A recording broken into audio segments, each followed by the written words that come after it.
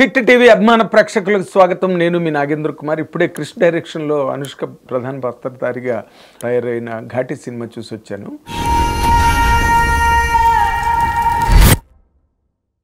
ఈ సినిమా క్రిష్ గారు అంటే ఆయన ఏ సినిమా చేసినా దాన్ని చాలా ప్రమాదాల అంచున పరిగెత్తించి ఆఖరిని విజయం సాధించి సభాష్ క్రిష్ బ్రహ్మాండంగా చేశాడు. క్రిష్ మంచి క్వాలిటేటివ్ డైరెక్టరు, మంచి టేస్ట్ ఉన్న డైరెక్టరు అండ్ ఏదో విధంగా ఆడియన్స్ని కన్విన్స్ చేయడంలో విజయవంతం అవుతాడు అనే ఒక పేరు, ఒక ఇమేజీ, ఒక ట్రాక్ రికార్డు ఉన్న డైరెక్టర్గా చెప్పాలంటే మనం క్రిష్ పేరు చెప్పాలి, క్రిష్ జాగర్లమూడి.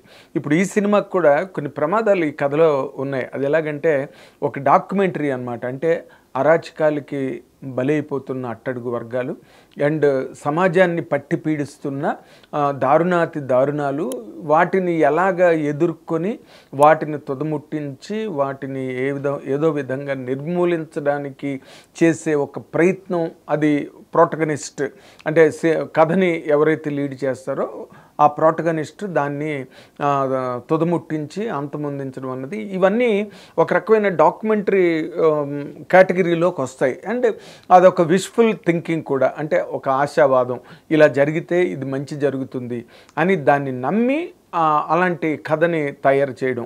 అంటే వీటికి ఒక రొటీన్ టచ్ కనిపించడానికి రెగ్యులర్గా మనం చాలాసార్లు చూసాం కదా, ఇలాంటి పోరాటాలు చాలా చూసాం కదా. అండ్ భర్తకి అన్యాయం జరిగిన తర్వాత, భర్త మరణం పాలైన తర్వాత విలన్ల అగత్యాలకి, వాళ్ళ తాలూకా దురాగతాలకి భర్త బలైపోయిన తర్వాత భార్య రివోల్ట్ అవ్వడం, వాళ్ళందరినీ అంతమొందించడం, ఇలాంటి కథలు మనం రొటీన్గా చూసాం కదా. చాలాసార్లు వచ్చింది. హీరోలు చేశారు, హీరోయిన్లు చేశారు. ఇంతకుముందు విజయశాంతి గారు చేశారు, రామలమ్మ అనే ఒక రకమైన డిస్కషన్లు దీని మీద ఉదయం థియేటర్ దగ్గర కొంతమంది నాతో మాట్లాడడం జరిగింది. కానీ ఇందులోనే ఇక్కడే క్రిష్ అనే ఒక డైరెక్టర్ నిలబడేది. అలాంటి ఒక కథని అంటే గంజాయి, ఆంధ్ర ఒరిస్సా బార్డర్లో జరుగుతున్న గంజాయి మొక్కల పెంపకం, ఆ అడవుల్లోని వాటిని నమ్ముకుని గంజాయిని మోసి రవాణా చేసి అంటే బడాబాబులు చేసే వ్యాపారాలకు వాటన్నిటిని అందించి దాని ద్వారా వాళ్ళు కూలి నాలి చేసుకుని అక్కడ అలాగే అంటే ఎన్నాళ్ళైనా ఎక్కడేసిన గొంగళి అక్కడే ఉందని చెప్పి వాళ్ళకి సమాజంలో జరుగుతున్న అభివృద్ధి కానీ, నాగరికత కానీ, లేక ఈ రోజునున్న స్టైల్స్ కానీ, ఇలాంటి అధునాతనమైన జీవన విధానాలు ఏమీ తెలియకుండా వాళ్ళు 100 ఏళ్ల క్రితం 200 ఏళ్ల క్రితం ఎలా ఉన్నారో ఇప్పటికీ అలాగే ఉన్న ఒక జాతి, ఒక సమాజం, ప్రజా సమాజం, ప్రజా సమూహాలు, వాటికి సంబంధించిన లైఫ్ స్టైల్ని అక్కడ జరుగుతున్న అన్యాయాలు, అరాచకాల మీద క్రిష్ ఈ కథను తీసుకుని చేయడం జరిగింది. రొటీన్గా అనిపించిన లేదా మనం ఇంతకుముందు చాలాసార్లు చూసామనిపించినా కూడా క్రిష్ ఎంత బ్రిలియంట్గా ఈ సినిమాని హ్యాండిల్ చేసి ఆ కథని హ్యాండిల్ చేశాడంటే నిజంగా ఒక రకంగా ఇది ఒక కత్తి మీద సాము, రాజర్ సెడ్జ్. కానీ అలాంటి దాన్ని కూడా చాలా గొప్పగా అసలు ఆ బిగినింగ్ దగ్గర నుంచి లాస్ట్ వరకు కూడా థియేటర్ మొత్తం, నేను ప్రసాద్ ఐమాక్స్లో చూశాను, థియేటర్ అరెస్ట్ అయిందనమాట. ఎవరు కూర్చున్న వాళ్ళు కూర్చున్నట్టుగా ఎక్కడ మాట మంతి లేకుండా అలాగ లాక్ అయిపోయి సినిమా చూశారు. అంత ఇమోషనల్గా లోడ్ అయిన ఫిల్ము, అంత ఇమోషనల్గా హ్యాండిల్ చేసి డైరెక్టర్ క్రిష్ దీన్ని అంత అద్భుతంగా హ్యాండిల్ చేశాడని చెప్పడానికి ఏమాత్రం సంశయించనక్కర్లా. ఎందుకంటే ఇలాంటి కథని హ్యాండిల్ చేసేటప్పుడు డైరెక్టర్కు ఉండే ఒడుపో, ఆ గడుస్తాను, కథను ఎలా నడిపించాలి, వాటిని క్యారెక్టర్స్ని ఎట్లా నడిపించాలి, క్యారెక్టర్లకి ఎలాంటి నటీనటులని సెలెక్ట్ చేయాలి, అప్పుడు ఎలాగిది కొత్తగా కనిపిస్తుంది ఏ నటులు ఉంటే అనే ఒక ఎక్సర్సైజ్, ఒక కుస్తీ అది చేసి ఇటువంటి కథని అందించడానికి క్రిష్ లాంటి ఒక బ్రిలియన్స్ కావాలి 100%. అతనుకున్న క్వాలిటీయే అది, ఆయన స్కిల్లే ఆయన క్వాలిటీ. ఎందుకంటే కథని అంటే మనం ఈ సినిమాలోని ఇంత రక్తపాతం, అసలు క్రిష్లో ఇంత సైలెంట్గా కనిపించే క్రిష్లో ఇంత వైలెన్స్ ఉన్నదా, ఇంత బ్లడ్ షెడ్ థాట్ ఉన్నదా బ్రెయిన్లోనని అనిపించక మానదు సినిమా సెకండ్ హాఫ్లోకి వచ్చేసరికి. ఫస్ట్ ఆఫ్ అంతా విక్రమ్ ప్రభు శివాజీ గణేషన్ గారు మనోడు హీరో ప్రభు, తమిళ హీరో ప్రభు కొడుకు అయిన విక్రమ్ ప్రభు ఇందులోని మెయిన్ ప్రధానంగా అనుష్కని ప్రేమించే ఒక పాత్ర.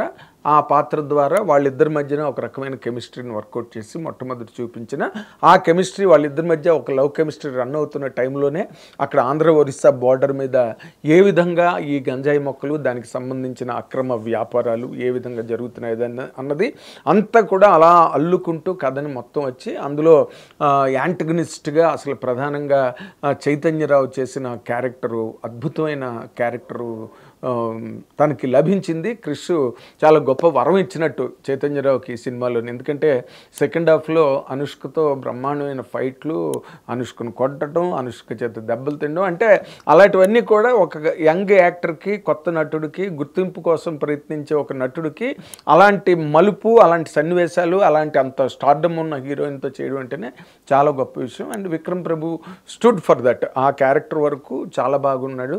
కానీ ఇంటర్వ్యూల్ పాయింట్ దగ్గర ఇంటర్వ్యూల్ బ్లాక్ మాత్రం అసలు ఎక్స్ట్రాడినరీ బ్లాక్. అది నిజంగా ఎంత బాగా హ్యాండిల్ చేశాడంటే. అండ్ అంటే ఇంకా ఎన్నిసార్లు చెప్పినా క్రిష్ గురించే చెప్పాలి. ఆ సీన్స్ హ్యాండిలింగ్లో అంత బాగా చేశాడు. అండ్ ఆ క్యారెక్టర్లు ఏవైతే ఉన్నాయో, విక్రమ్ ప్రభు క్యారెక్టర్ కానీ, అనుష్క క్యారెక్టర్ కానీ, అనుష్కను అప్పటి వరకు ఒక మామూలుగా ఒక జస్ట్ బస్ కండక్టర్ క్యారెక్టర్లో ఇంట్రడ్యూస్ చేసి అక్కడి నుంచి ఆ వాతావరణంలో తను ఎలా మెలిగింది, ఎక్కడ పుట్టింది, ఎలా పుట్టింది అని చిన్న ఫ్లాష్ బ్యాక్లు అటువన్నీ చూపించి అనుష్క క్యారెక్టర్ని బాగా ఎస్టాబ్లిష్ చేసుకుంటూ ఇంటర్వ్యూల్ పాయింట్ దగ్గరికి వచ్చేసరికి వాళ్ళిద్దరికి మ్యారేజ్ అవ్వడం. ఆ మ్యారేజ్ ఏంటో నేను కథ అంతా చెప్పేస్తున్నాను, ఏంటో మీకు నాకు కథ చెప్పడం ఇష్టం ఉండదు, ఎందుకంటే మీకు ఆ షాక్ వెళ్ళిపోతుంది. కాబట్టి నేను ఊరికే ఇండైరెక్ట్గా చెప్తా. సెకండ్ ఇంటర్వ్యూల్ బ్లాక్ దగ్గర సాంగ్ అసలు ఎంత ఎక్స్ట్రాడనరీగా తీశారంటే, బిగినింగ్ నుంచి అసలు జగపతి బాబు క్యారెక్టర్ ఎంటర్ అవ్వడం, జగపతి బాబు కూడా మంచి హిలేరియస్గా, మంచి యాక్టివ్గా, చలాకీగా, ఒక అంటే తనకి ఇప్పుడు వరకు అలవాట్లేని పందాలో ఆ క్యారెక్టర్ని జగపతి బాబు గారు చేయడం జరిగింది. అండ్ క్రిష్ కూడా అలా చేయించుకున్నారు. ప్రతి క్యారెక్టర్లోనే మీకు ఆ డిఫరెన్స్ కనిపిస్తుంది ఇందులోనే. That is only the touch of the director. Krish తాలూకు అప్లికేషన్ బాగా మనకు కనిపిస్తుంది. ఇంటర్వ్యూల్ పాయింట్ దగ్గరికి వచ్చేసరికి ఆ సాంగ్ తర్వాత జరిగిన ఒక ఉత్పాతం, అందులో విక్రమ్ ప్రభు అంటే పెళ్ళైన తర్వాత భర్తని అనుష్క పాత్ర భర్తని కోల్పోవడం అనే ఒక సన్నివేశాన్ని క్రియేట్ చేసి దాన్ని చేసాడు. నిజంగా హ్యాట్స్ ఆఫ్ అనిపిస్తుంది అనమాట ఆ ఇంటర్వ్యూల్ బ్లాక్ అంతా కూడా. తర్వాత ఇంటర్వ్యూల్ తర్వాత న్యాచురల్గా ఇందాక నేను అన్నట్టుగా ఏవో కొన్ని సినిమాల్లో మనం చూసాం కదా అనే ఒక పాయింట్ మనకు అనిపించినట్టుగా భర్త పోగానే అనుష్క క్యారెక్టరు ఒక్కసారి రివోల్ట్ అయ్యి సెకండ్ హాఫ్లోని మొత్తం ఆ విలన్స్ని ఎట్లాగా కంట్రోల్లోకి తీసుకుంది, ఎలాగా వాళ్ళందరినీ కూడా మొత్తం అర్థం చేసింది, ఇలాంటివన్నీ కూడా ఒక ఫ్రీక్వెన్సీలో ఒక బ్రహ్మాండమైన వేవ్ లెంత్లో క్రిష్ హ్యాండిల్ చేయడం ఉన్నది. దానివల్ల సెకండ్ హాఫ్ కూడా చాలా మంచి గ్రిప్ వచ్చింది. అయితే అనుష్క గారు ఏంటంటే ఆవిడ నార్మల్గా మనం రాణి రుద్రమదేవి చూసాం, బాహుబలిలో క్యారెక్టర్లు చూసాం, అరుంధతి చూసాం. అరుంధతి ఇంకా కోడిరామకృష్ణ గారు అసలు ఆయన ఈజ్ అ బ్రిలియంట్ డైరెక్టర్. ఆయన వేరే వరల్డ్, వేరే యూనివర్స్ క్రియేట్ చేశారు అరుంధతి సినిమాలో. అలాంటి క్యారెక్టర్ల తర్వాత మళ్ళీ ఈ మధ్య రోజుల్లో ఏదో నవీన్ పోలిశెట్టితో ఆవిడ ఒక సినిమా చేసింది, లైటర్ వెయిన్ ఫిల్మ్ అది. బట్ ఇక్కడికి వచ్చేసరికి ఏంటంటే అసలు చంపినట్టు చంపకుండా రకరకాలుగా చంపుకుంటూ అనుష్క క్యారెక్టర్ క్లైమాక్స్కి వెళ్ళడం అన్నదే ఈ సినిమాలో అనుష్క వరకు కూడా చాలా సరికొత్త పాయింట్. అండ్ ఆ పర్సనాలిటీ, ఆ గార్జియస్ పర్సనాలిటీ ఆవిడ ఎక్స్ట్రాడనరీ అనమాట. అసలు అంటే చంపుతున్నది, చంపగలదు అనే ఒక నమ్మకం మనకి కలగడం కేవలం అనుష్క గారి వల్లే జరిగింది. అండ్ ఆవిడ ఈ క్యారెక్టర్ని ఎందుకు సెలెక్ట్ చేసుకున్నారో మీరు సెప్టెంబర్ 5న సినిమా రిలీజ్ అయ్యాక చెప్పండి నాకు అని చెప్పి డైరెక్టర్ క్రిష్ గారు నాతో అనడం జరిగింది. 100% ఆవిడ కెరీర్లో అరుంధతి తర్వాత ఈ సినిమాలు ఏవైతే ఉన్నాయి, బాహుబలి, రాణి రుద్రమదేవి ఇలాంటి సినిమాలు, ఆ సినిమాల తర్వాత ఆవిడ గట్టిగా చెప్పుకోగలిగే ఎప్పుడైనా ఫ్యూచర్లో ఆవిడ ఒకసారి వెనక్కి తిరిగి చూసినా ఆవిడ అభిమానులు తలుచుకున్నా, లేదా సినిమా చరిత్రను రాసేవాళ్ళు, హీరోయిన్ ఓరియంటేషన్లు చేసిన వాళ్ళు, ఒకనాడు విజయశాంతి గారు అద్భుతమైన క్యారెక్టర్లు చేశారు ఆవిడ, లేడీ అమితాబ్ అని హీరో రేంజ్ వచ్చింది ఆవిడకి ఆ సినిమాలతోనే. అలాంటి ఒక మళ్ళీ ఆ కోవలో, ఆ పంధాలో మళ్ళీ ఈ ఆవిడ స్థాయిలో అనుష్క గారు కూడా ఈ పాత్రను చేసి మెప్పించారు, ఒప్పించారు. 100% ఆడియన్స్ కొన్ని సందర్భాల్లో చప్పట్లు కూడా కొట్టడం జరిగింది థియేటర్లో. అండ్ ఓకే, ఇవన్నీ ఒక ప్యాకేజ్ లాగా. సరే, ప్రతి సినిమాకి డైరెక్టర్లు కొంతవరకు కన్వీనియన్స్ తీసుకుంటారు అక్కడక్కడ. ఇది ఎందుకు ఇలా జరగాలి, అదెందుకు ఇలా జరగాలి అన్న వాటికి మనం రీజనింగ్ చెప్పలేము. ఎందుకంటే కథని ఆఖరి వరకు నడిపించాలి.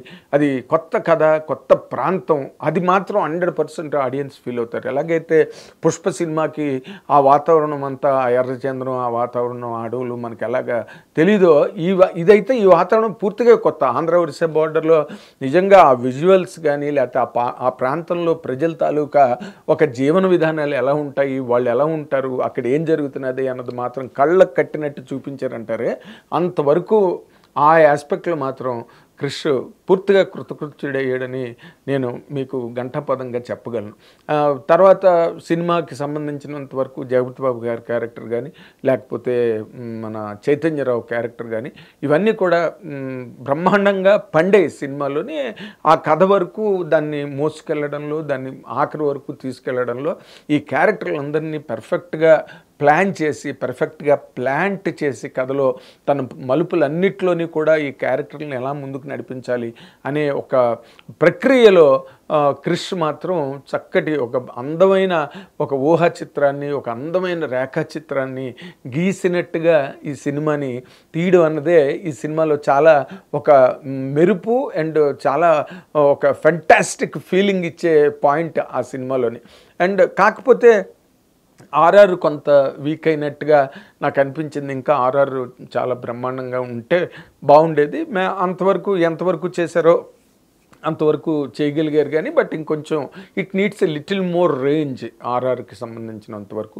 విజువల్స్ అయితే మాత్రం నిజంగా ఫెస్టివల్ ఆఫ్ విజువల్స్ సినిమాలో. అంత బాగా షూట్, లైటింగ్ అరేంజ్మెంట్లు కానీ, కెమెరా వర్క్ అండ్ ఎవ్రీథింగ్, డైలాగులు కానీ అన్నీ. అయితే ఇదంతా అయిన తర్వాత ఏంటంటే, అక్కడ గంజాయి ఎలాగైతే ఇప్పుడు ఆంధ్రప్రదేశ్ ప్రభుత్వం గతంలో జగన్మోహన్ రెడ్డి గారి ప్రభుత్వంలో ఎలాగైతే గంజాయి అన్నది ఆఖరిని అందరూ పెరట్లో కూడా నాటుకుని అమ్ముకునే స్థాయికి వచ్చిందని అక్కడ చాలామంది మాట్లాడుకున్నారు ఆంధ్రప్రదేశ్లో. దాన్ని ఈ రోజునున్న ఈ కూటమి ప్రభుత్వం, చంద్రబాబు నాయుడు గారు, పవన్ కళ్యాణ్ గారు, లోకేష్ గారు, వాళ్ళు ఎలాగైతే దీని మీద ఉక్కు పాదం మోపి దీన్ని ఎలాగైనా పూర్తిగా నిర్మూలించాలని ఎలాగైతే ప్రయత్నం చేస్తున్నారో, ఆ ప్రయత్నానికి వత్తాసు పలుకుతున్నట్టుగా ఈ క్లైమాక్స్లో మొత్తం ఆ అడవులలో ఉండే ఆ కొండలు, అంటే గంజాయి పండే కొండలన్నింటినీ అనుష్క కాల్చేయడం, అవన్నీ వీళ్ళు ఎదురుగుండానే కాలిపోవడం, ఇలాంటివన్నీ కూడా ఒక ఆశాభావం అన్నమాట. అంటే అభ్యుదయ సమాజం వైపు ఈ ప్రజాజీవనం ఎలాగ పరిగెడుతుంది, రేపు రాబోయే తరాలు వాటిని ఎట్లాగా ఆ బంధనాల నుంచి తప్పించుకుని ఒక చక్కటి భవిష్యత్ వైపుకి ఎలాగ పరిగెట్టగలుగుతారు అనే ఒక ఆశాభావాన్ని డైరెక్టర్గా ఆయన చెప్పడం అన్నది 100% అందరం కూడా హర్షించదగ్గ విషయం. ఆ పాయింట్లో క్లైమాక్స్ కూడా ఒక దిశ, అంటే ఇలా ఈ సినిమా చూసిన తర్వాత ప్రభుత్వాలకు కూడా ఈ విధంగా చెయ్యొచ్చు. అసలు టోటల్గా ఇరాడికేషన్ అంటే కంప్లీట్గా వాటిని కాల్చేసేటట్టుగా చేసి చూపించాడు. ఎందుకంటే అది సినిమాటిక్గా చెప్పగలిగే అంశం కాబట్టి. బట్ ప్రభుత్వాలకు అంత సులభం కాదు అని, మనకి ఇంత లేట్ ఎందుకు అవుతున్నది గంజాయిని అణిచివేయడం అన్నదానికి మనకి ఒక రీజన్ కనిపిస్తుంది. కానీ ఇక్కడ సినిమా కాబట్టి ఆయన ఒకే దెబ్బకి దాన్ని తేల్చి పారేసి కొట్టి పారేశాడు క్రిష్ గారు. అండ్ 100% మంచి సినిమా. 2 గంటల 36 నిమిషాలు కూడా ఫెంటాస్టిక్ అనుష్క పర్ఫార్మెన్స్ కానీ, జగపతి బాబు గారు కానీ, అండ్ పాటలు కూడా ఎక్కడ డిస్టర్బ్ చేయకుండా కథని ముందుకు తీసుకెళ్ళడానికి చాలా గొప్పగా ఉపయోగపడ్డాయి. 100% మస్ట్ వాచ్ ఫిల్మ్ ఘాటి అన్నది నా అభిప్రాయం. Thank you very much. Hit TV app, ఇందులో short news, live news, entertainment shows, movies, digital magazines తో పాటు మీ జిల్లా వార్తలను కూడా ఫ్రీగా చూడొచ్చు. ఇంకెందుకు ఆలస్యం, వెంటనే హిట్ టీవీ యాప్ ని డౌన్లోడ్ చేసుకుని ఫ్రీగా ఎంటర్టైన్మెంట్ పొందండి. Hit TV app. Hit TV app. Please download hit TV app. Hit TV app ని ఫ్రీగా డౌన్లోడ్ చేసుకుని ఎంజాయ్ చేయండి. మీకు నచ్చిన ఎంటర్టైన్మెంట్ కోసం హిట్ టీవీ యాప్ ని ఫ్రీగా డౌన్లోడ్ చేసుకుని ఎంజాయ్ చేయండి. హిట్ టీవీ యాప్ ని డౌన్లోడ్ చేసుకుని ఆస్వాదించండి, ఆశీర్వదించండి. ఇంతమంది సెలబ్రిటీలు హిట్ టీవీ యాప్ ని డౌన్లోడ్ చేసుకోండి అని చెప్తున్నారంటే ఎంత మంచి యాప్ ఆలోచించండి. అమెరికా అమెరికా అమెరికా అమెరికాలో చదవాలనుకునే వాళ్ళకి విశ్వసనీయమైన పేరు మన శౌర్య కన్సల్టెన్సీ. UK లో 1 year masters, UK లో 1 year masters, 2 years work permit up to 5 years visa. Contact Saurya Consultancy. Contact 89851 89851.